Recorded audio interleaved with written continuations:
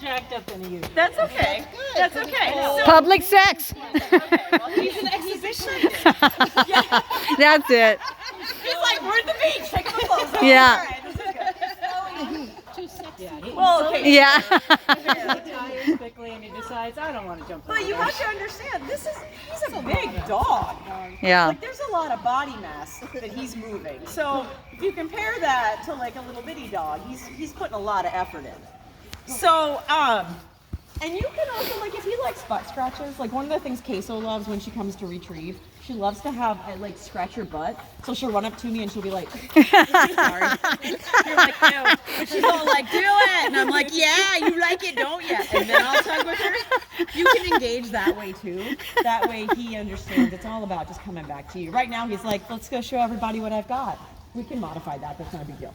So he's not slow. He's lovely. If he's hot, make sure you wet him down, right? Make sure, even if he doesn't like being wetted down, some dogs don't, wet him down, get him nice and wet so he's not getting overheated, because there's a lot of dogs here. But we want to cue him so everything's nice and early. So we're going to say tunnel between 1 and 2, so it sets the whole line up for him.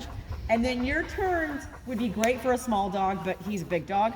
So one of the things that does bug him is when you're late with your rotation, your turns. Because when he lands, he's like,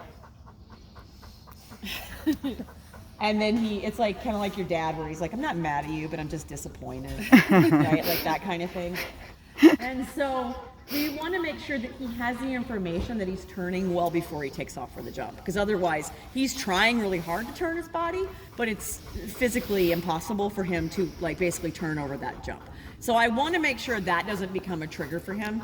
So, as an example, when he's coming out of that tunnel from 5 to 6, when I don't know why there's 2 lines, but that's useful. So see those 2 lines in the skirt? You have to start your rotation at the latest by the time he's at that second line. Otherwise, he's just landing straight, and then he turns, and that's an awful, you'll hear him go, ugh.